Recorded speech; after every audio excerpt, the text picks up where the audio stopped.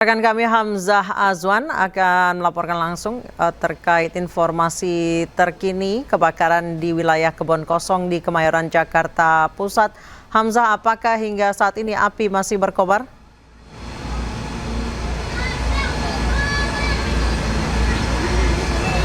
Ya, Anissa dan juga pemirsa, kebakaran yang terjadi di Kelurahan Kebon Kosong, Kemayoran, Jakarta Pusat yang dilaporkan terjadi pada pukul sekitar 12.30 waktu Indonesia Barat saat ini sudah berhasil dipadamkan. Damkar dari Jakarta Pusat saat ini sudah memasuki proses pendinginan sejak pukul 15 waktu Indonesia Barat tadi. Hingga saat ini pemadam kebakaran juga masih mencoba untuk memadamkan beberapa titik-titik kecil api yang masih menyebabkan adanya asap di TKP kebakaran kali ini. Sempitnya gang dan juga sulitnya masuk ke area kebakaran ini membuat damkar dari Jakarta masih kesulitan untuk memadamkan beberapa api di puluhan bahkan ratusan rumah yang ada di Kelurahan Kebon Kosong, Jakarta Pusat ini, Anissa. Kemudian kami juga dapat informasikan terkait adanya penambahan jumlah 35 unit mobil pemadam kebakaran yang dikerahkan oleh pemadam kebakaran Jakarta Pusat untuk mencoba membantu memadamkan dan melakukan proses pendinginan di TKP kebakaran saat ini. Masih bisa dilihat di layar kaca Anda juga masih terdapat asap-asap yang masih mengepul dari lokasi kebakaran di Kebon Kosong, Kemayoran, Jakarta Pusat ini. Lokasi di gang yang sempit sekali lagi membuat mobil-mobil pemadam kebakaran ini tidak dapat langsung masuk ke lokasi ataupun ke titik api yang menyebabkan kebakaran terjadi. Selain itu dapat kami informasikan juga bahwa rata-rata rumah yang ada di Kelurahan Kebon Kosong, Kemayoran, Jakarta Pusat ini terbuat dari triplek dan juga kayu, sehingga ini membuat api yang dibantu oleh angin yang cukup kencang juga di sini membuat dengan mudahnya api membakar puluhan bahkan ratusan rumah yang ada di Kebon Kosong ini. Dapat kami informasikan juga terdapat 2 titik pengungsian yang ada di dekat lokasi kebakaran, yaitu di Masjid Jami Al-Ihsan yang ada di dalam lokasi kebakaran, kemudian juga ada di SDN Kebon Kosong 09 yang merupakan salah satu pengungsian sementara yang saat ini digunakan oleh para warga yang rumahnya terdampak kebakaran untuk mengungsi dan menunggu bantuan hadir di lokasi. Sementara itu, Anissa. Baik, terima kasih Hamzah Azwan melaporkan langsung dari Kebon Kosong, Kemayoran, Jakarta Pusat. Selamat bertugas kembali, Hamzah. Kebakaran melanda permukiman padat penduduk di Jalan Gempol, Kemayoran, Jakarta Pusat.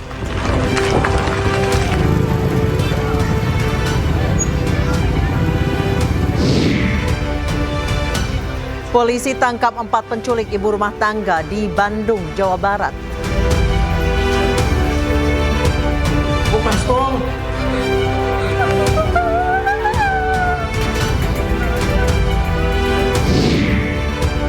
Presiden Prabowo Subianto berkeliling Istana Kepresidenan Jakarta menggunakan bagikar.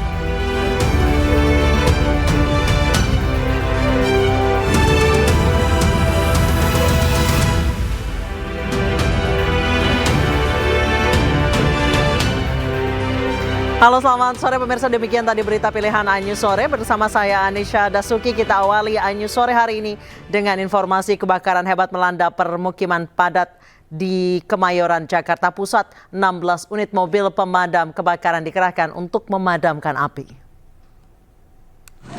Luar besar apinya. Aduh, lambat kali. Kobaran api dengan cepat menghanguskan permukiman padat penduduk di Jalan Gempol, Kemayoran, Jakarta Pusat, Selasa siang.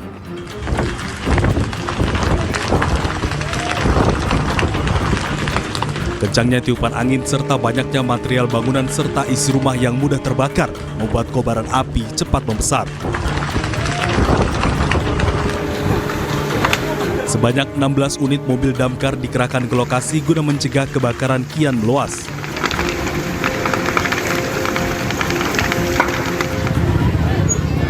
Warga yang panik berusaha untuk menyelamatkan harta benda mereka. Sejumlah warga tak kuasa menahan tangis melihat rumah mereka habis terbakar.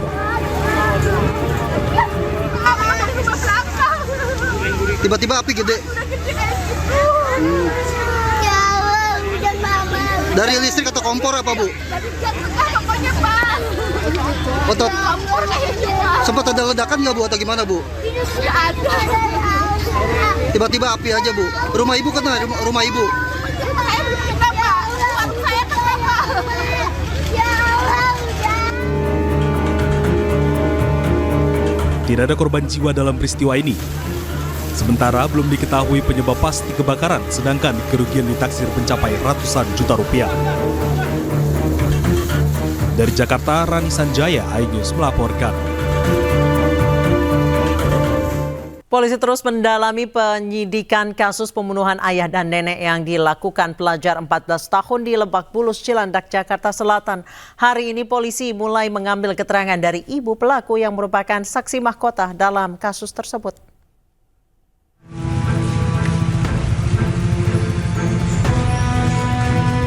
Penyidik Satreskrim Polres Metro Jakarta Selatan mengambil keterangan ibu dari anak pelaku pembunuhan ayah dan neneknya di Lebak Bulus, Jakarta Selatan. Pengambilan keterangan dilakukan setelah sang ibu yang merupakan saksi kunci selesai menjalani perawatan di rumah sakit akibat luka tusukan yang dialaminya. Menurut Kapolres Metro Jakarta Selatan, keterangan yang diambil dari sang ibu untuk mendalami bagaimana kronologi terjadinya peristiwa tersebut. Pada hari ini saksi kunci yang mengalami penganiayaan sang ibu sudah kita bisa ambil keterangan, nanti akan kita sampaikan perkembangan terkait dengan peristiwa Cilandak ini. Sang ibu ada di mana, Pak? Sang ibu diperiksa di Polres ya. Sudah keluar dari rumah sakit ya, Pak? Sudah keluar dari rumah sakit, tapi masih didampingi oleh psikolog ya, karena yang bersangkutan juga terguncang lah gitu, dengan peristiwa ini. Sudah dipertemukankah antara ibu dengan anaknya, Pak? Hingga saat ini belum, karena anak masih ada di rumah aman ya. Masih Untuk kita kondisi ibu? Sementara hingga saat ini, anak yang berkonflik dengan hukum tersebut masih berada di LPAS tempat penitipan sementara. Selain itu, penyidik juga memeriksa soal pemeriksaan psikologi sang anak yang telah beberapa kali dilakukan sebelum peristiwa pembunuhan terjadi. Penyidik juga menyebut hingga saat ini juga ibu dan anak tersebut belum dipertemukan. Dari Jakarta, Helmi Sajangbati, iNews melaporkan. Pemirsa, Polrestabes Bandung berhasil mengamankan komplotan pelaku penculikan ibu rumah tangga di Kota Bandung, Jawa Barat. Pelaku ditangkap di sebuah rumah kontrakan, sementara polisi masih menyelidiki motif dari penculikan tersebut.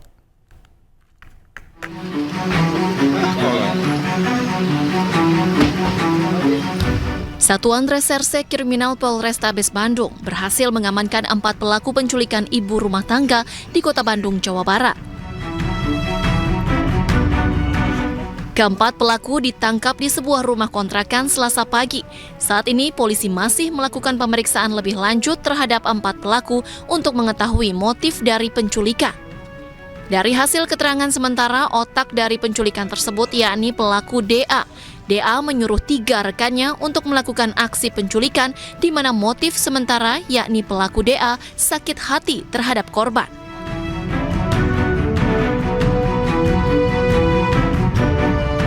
Ada 4 pelaku yang kita amankan, yaitu inisial AS, TA, AT, dan DA. Untuk masing-masing dari pelaku tersebut, untuk otak dari pelaku tersebut adalah DA yang mengajak ke 3 orang tersangka lainnya. Yang bersangkutan motifnya adalah sakit hati. Untuk sakit hatinya seperti apa, nanti kita akan dalami selesai pemeriksaan di Polrestabes Bandung. Tetapi memang korban dan tersangka memang sudah mengenal.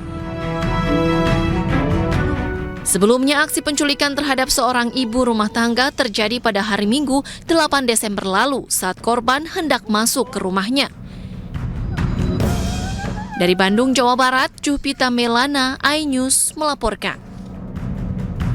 Informasi lainnya, pemirsa, Aibda Robik, anggota polisi resmi dipecat dengan tidak hormat setelah menjalani sidang kode etik di Mapolda Jawa Tengah. Dalam putusan tersebut, Aibda Robik terbukti melakukan penembakan kepada siswa SMK hingga korban meninggal dunia.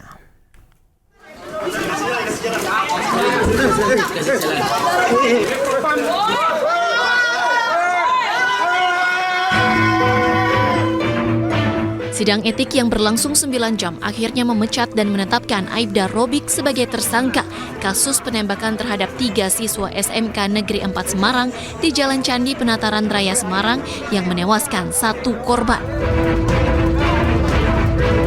Menurut Kabid Humas Polda Jawa Tengah, atas putusan sidang etik tersebut, Aibda Robik akan melakukan banding.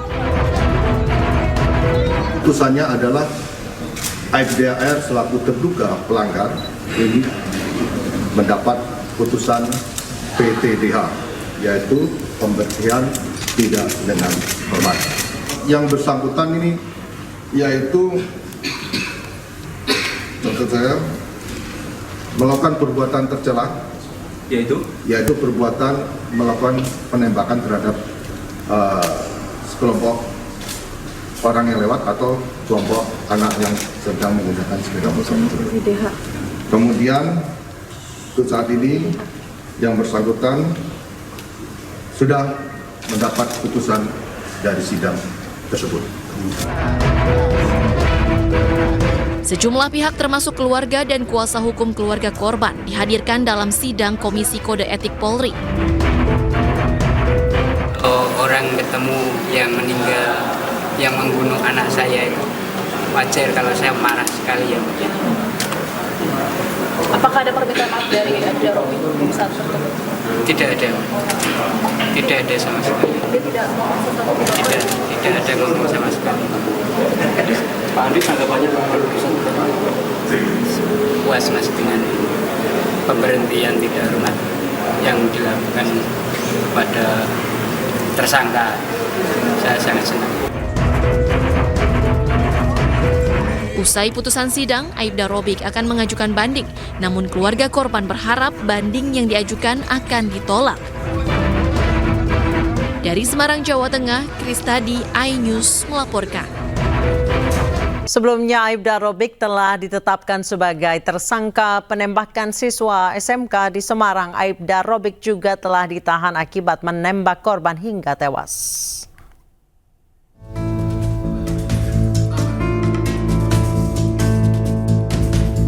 Aibda R terbukti menembak siswa SMK hingga tewas di Jalan Simongan, Semarang, Jawa Tengah.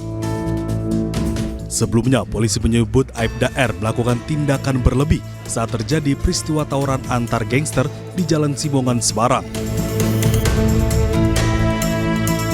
Namun fakta baru terungkap saat kejadian tidak ada tawuran. Dari rekaman CCTV, terlihat Aibda R sengaja menembak langsung ke arah korban.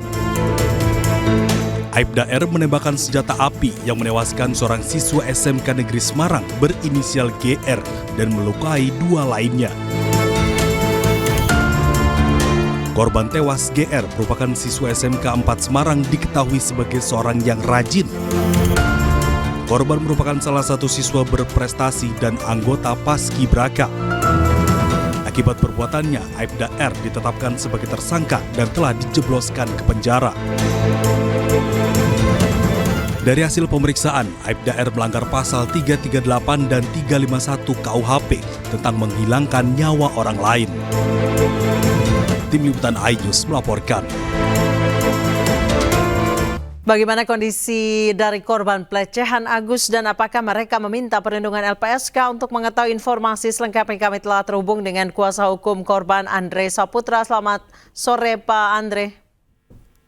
Sore Mbak. Pak Andre, benar klien Anda meminta perlindungan LPSK termasuk para 15 korban yang lain?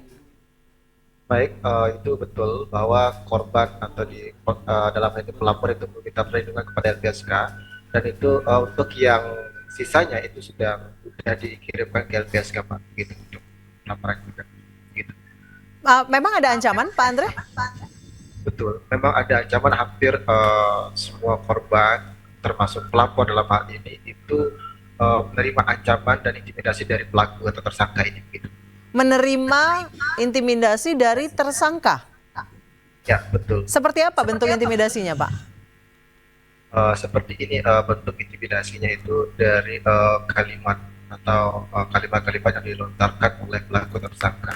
Misalnya, contoh karena pelaku atau tersangka itu sudah mengetahui masa lalu dan dosa-dosa korban, maka apabila pelaku atau tersangka ini tidak mengikuti kemauan pelaku, maka korban akan dibongkar aib-aib masa lalunya, dosa-dosa masa lalunya kepada orang tua korban. Dan Oke, pelaku jadi juga atau ya, Mbak, gimana? iya, jadi jika laporan ini dilanjutkan maka aib korban akan dibongkar oleh pelaku.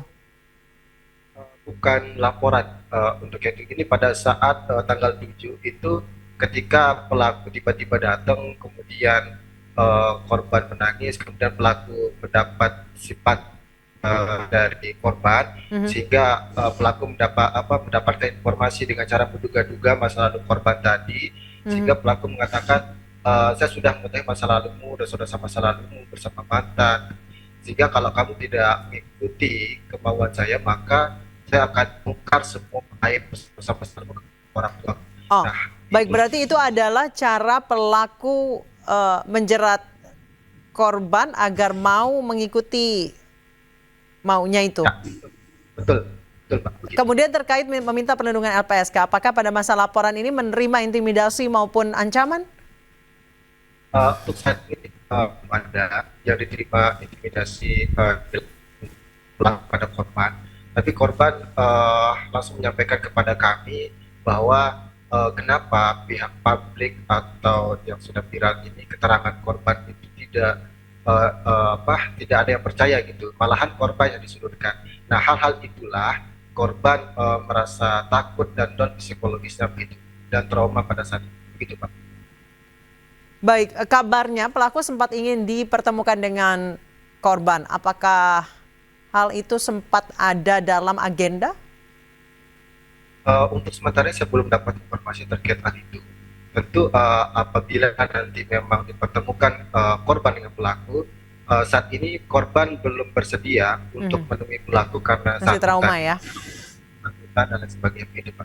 Baik, Pak Andre, beredar di media sosial trik-trik atau cara-cara pelaku ini menjerat korban-korbannya termasuk klien Anda. Apakah sama caranya? Seperti itu? Benar adanya? Hampir semua itu benar adanya Pak, motif dan modus pelaku. Itu hampir simpatisan korban. Kan ada yang beredar video tuh yang pelaku memanipulasi korban dalam video itu. Dalam video yang beredar itu salah satu korban yang pegang, detiknya juga kami pegang, yang dimana korban yang di dalam video ini mengatakan saya curiga dengan pelaku atau tersangka ini sehingga saya melakukan video gitu, merekam kejadian itu. Akan tetapi meskipun saya merekam kejadian itu, tapi saya tetap kena dalam manipulasi si pelaku atau tersangka ini sehingga mengikuti semua kemauannya ke homestay atau penginapan itu tadi. Baik, klien Anda adalah korban terakhir yang akhirnya melapor. Mengapa baru melapor sekarang, Pak Andre? Ya, mengapa baru melapor sekarang? Biasanya orang kalau dalam kasus kekerasan seksual, pelecehan seksual atau pelecehan seksual fisik, itu korban mengumpulkan keberaniannya agar apakah mau melaporkan kasus itu atau tidak. Karena ada beberapa pertimbangan biasanya, antara nanti dia malu atau kayak gimana, dan akhirnya diketahui oleh publik.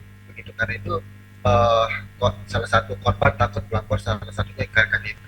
Nah, korban berani melapor pada tanggal 7 sekaligus kejadian itu karena support dan didukung oleh teman-temannya, ya 2 orang temannya ketika langsung si korban meminta bantuan kepada temannya bertemu di center, kemudian kedua orang temannya datang, kemudian menghampiri pelaku tersangka, kemudian kedua teman korban ini membawa korban ke salah satu perbelanjaan, kemudian korban menceritakan kronologi lengkap, sehingga ketika mendengar kronologi lengkap itu kedua orang teman korban menyarankan dan merekomendasikan untuk melapor ke Polda karena dukungan tadi korban yang terakhir ini dapat berani untuk melapor. Baik, Pak Andre, dari 15 korban itu saling mengenal atau tidak, Pak? Dari 15 korban tidak ada yang saling mengenal, kecuali yang di tanggal 1 Oktober tahun 2024. Nah, yang dimana tanggal 1 ada 2 korban, Pak. Yang pertama di pagi hari, yang kedua di malam hari. Karena di pagi harinya dia pertama dia yang kena manipulasi oleh pelaku atau tersangka ini dengan motif dan modus yang sama. Kemudian di malam harinya, si pagi hari ini meminta bantuan kepada temannya untuk memberikan sebesar nominal uang sekitar 500 kepada pelaku dan tersangka itu. Kemudian dibantulah oleh temannya, dan temannya ini mengatakan pelaku minta sendiri untuk diantarkan ke sana dengan mengatakan Anda saya ke rumah teman saya, tapi nyatanya itu ke rumah kos yang tidak jelas. Baik. Nah, disitulah ya, teman dari korban yang dibagi ini menjadi korban selanjutnya dari pelaku tersangka ini. Baik, terima kasih Mas Andreas Saputra. Kita akan nantikan perkembangan kasusnya. Terima kasih telah bergabung bersama kami di iNews Sore. Terima kasih Anda masih bersama kami di iNews Sore. Pemirsa, Kejaksaan Tinggi Nusa Tenggara Barat telah menerima berkas perkara Agus alias Iwas, tersangka dugaan pelecehan seksual di Mataram. Namun berkas tersebut masih terdapat kekurangan sehingga Kejaksaan Tinggi NTB meminta penyidik untuk melengkapinya.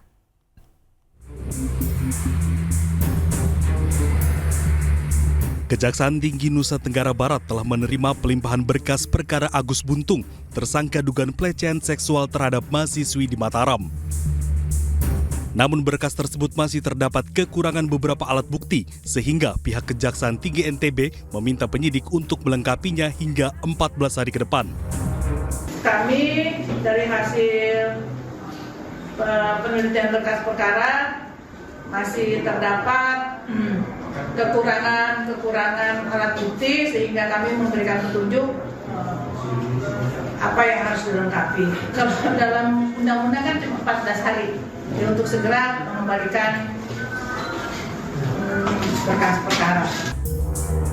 Selain itu, Kejaksaan Tinggi juga mendapatkan undangan dari Polda NTB untuk pelaksanaan rekonstruksi kasus Agus yang dijadwalkan dalam waktu dekat. Sementara itu, sebelumnya penyidik Subdit 4 PPA Ditkrimum Polda NTB telah memeriksa IWS alias Agus Buntung di Mapolda NTB kemarin. Agus tiba di Mapolda NTB didampingi ibunya. 16 pengacara mendampingi dan siap melakukan pembelaan Agus Buntung. Sejauh ini kami satu tim itu sekitar 16 lawyer.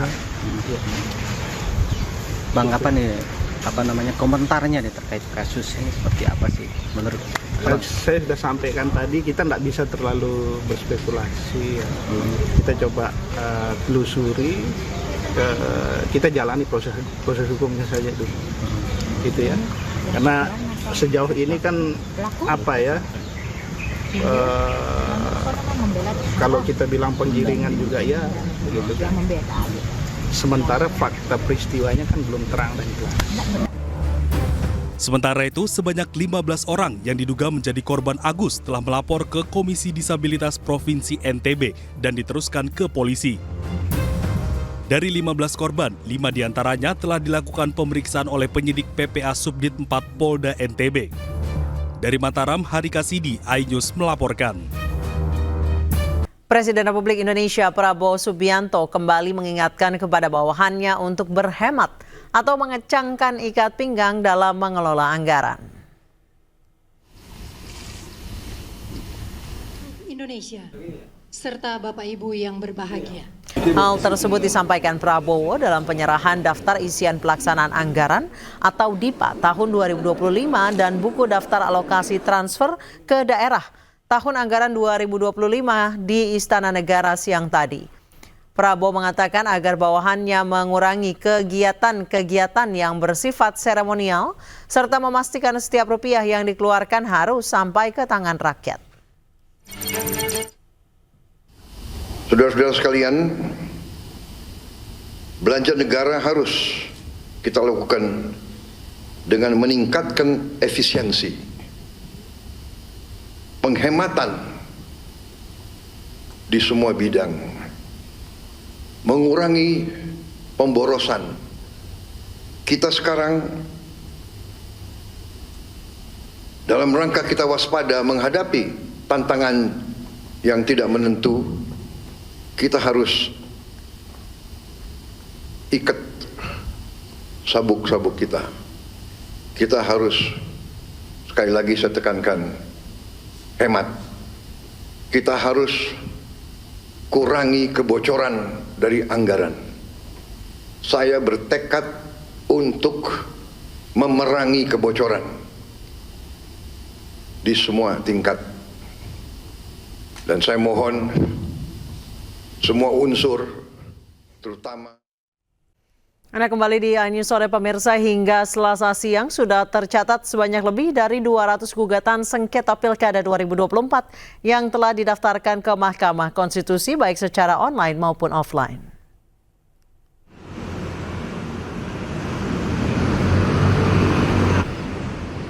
Permohonan yang masuk mempermasalahkan hasil pemilihan bupati dan wali kota serta gubernur di seluruh wilayah Indonesia. Terdapat 210 laporan terdiri dari 169 laporan bupati, 39 laporan wali kota, dan 2 laporan gubernur. Mahkamah Konstitusi dijadwalkan membuka layanan pengajuan permohonan sengketa pilkada hingga 18 Desember 2024. Pemohon dapat mengajukan permohonan ke MK 3 hari sejak KPU daerah masing-masing mengumumkan hasil penetapan perolehan suara hasil pemilihan kepala daerah.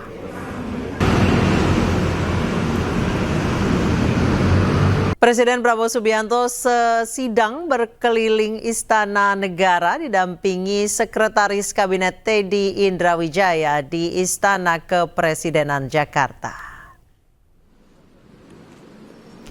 Presiden Prabowo Subianto melakukan peninjauan lingkungan Istana Kepresidenan didampingi Seskap Mayor Teddy dan para ajudannya menggunakan bagikar pada Selasa siang.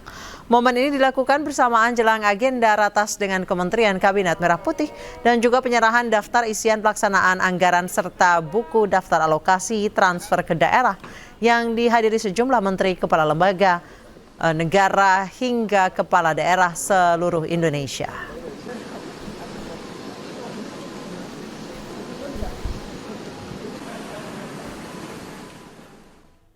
Pemirsa, kebakaran hebat melanda permukiman warga di Kemayoran, Jakarta Pusat. Puluhan unit mobil pemadam kebakaran dikerahkan untuk memadamkan api. Luar besar apinya. Aduh, lambat sekali. Kobaran api dengan cepat menghanguskan permukiman padat penduduk di Jalan Gempol, Kemayoran, Jakarta Pusat, Selasa siang.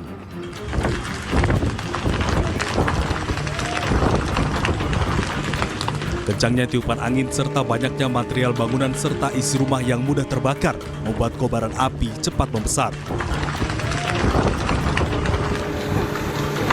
Sebanyak 16 unit mobil damkar dikerahkan ke lokasi guna mencegah kebakaran kian meluas.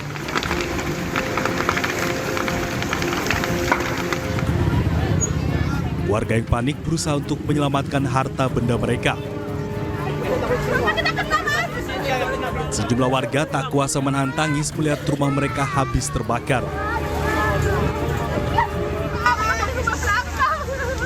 Tiba-tiba api gede. Dari listrik atau kompor apa, Bu? Otot. Sempat ada ledakan nggak, Bu, atau gimana, Bu? Tiba-tiba api aja, Bu. Rumah Ibu kena, rumah Ibu.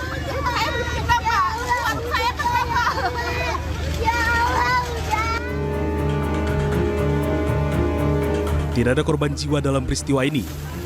Sementara belum diketahui penyebab pasti kebakaran, sedangkan kerugian ditaksir mencapai ratusan juta rupiah. Dari Jakarta, Rani Sanjaya, iNews melaporkan.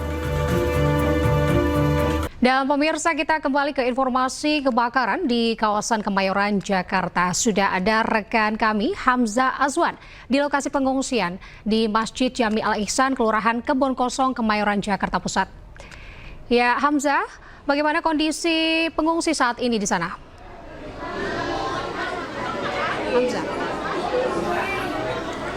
Ya, Anissa dan juga pemirsa, kebakaran yang terjadi di Kelurahan Kebon Kosong, Kemayoran, Jakarta Pusat ini diduga menghanguskan puluhan rumah yang merupakan rumah padat penduduk sehingga para warga yang memiliki rumah ini terpaksa mengungsi. Salah satu tempat pengungsian yang ada saat ini yaitu di tempat di Masjid Jami Al-Ihsan. Ada dua tempat pengungsian sementara yang digunakan oleh para warga yang terdampak rumahnya. Yang pertama yaitu Masjid Jami Al-Ihsan dan kemudian ada SDN Kebon Kosong 09. Bisa dilihat di layar kaca Anda juga saat ini para warga di pengungsian hanya duduk beralaskan terpal yang disediakan oleh warga lainnya yang berada di tempat. Saat ini kami juga ingin menunjukkan bahwa para warga hanya bisa membawa beberapa barang berharga seperti pakaian seadanya yang mereka bisa selamatkan dari rumahnya masing-masing.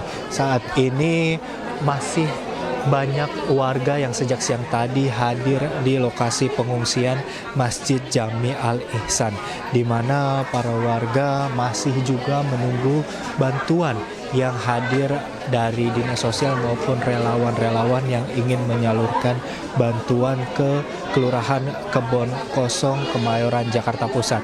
Saat ini saya juga ingin mencoba menunjukkan kondisi terkini di mana warga masih mencoba bolak-balik kembali ke rumahnya untuk menyelamatkan barang-barang yang mungkin masih bisa diselamatkan. Di sisi lainnya juga pemirsa, warga dibantu oleh Karang Taruna dan juga remaja masjid yang ada di sekitar lokasi untuk berkoordinasi dan mendata rumah warga mana saja yang terdampak. Di sini kami tunjukkan juga bahwa para remaja masjid dibantu oleh Karang Taruna mencoba untuk mendata nama-nama warga yang diduga rumahnya terdampak kebakaran dan masuk ke pengungsian sementara di Masjid Jami Al-Ihsan kali ini. Data-data nama warga ini nantinya juga akan digunakan untuk mengetahui seberapa banyak rumah yang terdampak dari kebakaran yang terjadi sejak siang tadi.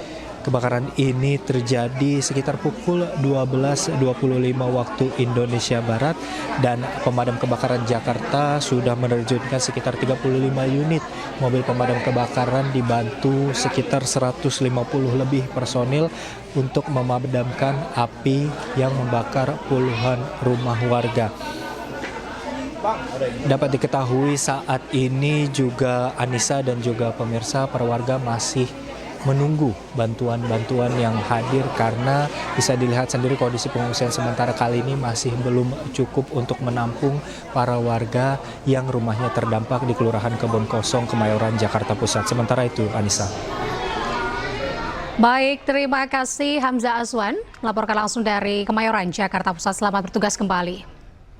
Ya pemirsa, Kementerian Koordinator Bidang Pembangunan Manusia dan Kebudayaan menggelar rapat tingkat menteri terkait antisipasi cuaca di Jabodetabek. Kemenko PMK bersama BNPB dan BMKG serta pemerintah Provinsi Jakarta berencana melanjutkan modifikasi cuaca untuk mengurangi curah hujan yang berlebih di wilayah Jabodetabek. Infrastruktur air yang sudah ada nantinya akan dioptimalkan melalui perawatan, juga melalui kesiapsiagaan dari petugas teknis di lapangan. Tak hanya itu, Menko PMK dan pihak terkait juga akan membentuk posko bersama di BNPB dalam rangka mempermudah pengawasan dan mempermudah koordinasi dari waktu ke waktu. Dan untuk operasi modifikasi cuaca, meskipun pemerintah DKI juga sudah melaksanakan, BNPB memperkuat ya, termasuk yang di Provinsi Jawa Barat dan di Provinsi Banten. Nah, langkah-langkah ini juga kita harapkan bisa mengurangi jumlah hujan yang turun secara ekstrim. Kalau kita lihat di Jakarta 1-2 hari ini adalah salah satu bukti bahwa operasi modifikasi cuaca itu bisa tepat atau berhasil dilaksanakan. Meningkat, artinya kemarin alhamdulillah karena Bapak Gubernur juga sudah melakukan modifikasi cuaca, jadi yang harusnya lebat itu 7 tanggal 7-8 itu bisa dikendalikan ini. Nah, ini akan berlanjut tanggal 15, terutama yang perlu diwaspadai. Menjelang tanggal 15 itu akan meningkat secara bertahap. Nah, kemudian ya puncaknya itu sekitar tanggal 15 bisa mencapai 100 mm per hari hujannya, sehingga perlu diwaspadai. Kemudian penyebabnya antara lain, bukan satu-satunya, terutama adalah bibit siklon. Tadi ada dua sistem yang saling bersinergi, selain faktor-faktor yang lain, terutama La Nina. Ini musim menjelang puncak musim hujan yang diperkuat dengan efek La Nina lemah, kemudian juga Madden-Julian Oscillation yang gerombolan awan-awan dari arah Samudra Hindia Barat Indonesia itu, jadi kombinasi seperti itu. Pemirsa, Presiden Prabowo Subianto ingin berkantor di Ibu Kota Negara Nusantara, Kalimantan Timur pada 2028. Kepala Otorita Ibu Kota Nusantara, Basuki Hadi Mulyono, memastikan pemerintah akan terus melanjutkan pembangunan IKN dan tidak ada potensi keterlambatan.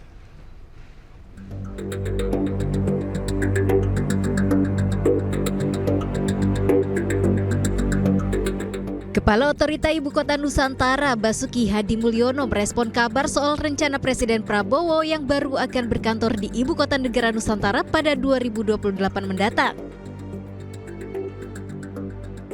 Menurut mantan Menteri Pekerjaan Umum ini, Presiden Prabowo memang menargetkan pembangunan IKN rampung pada 2028.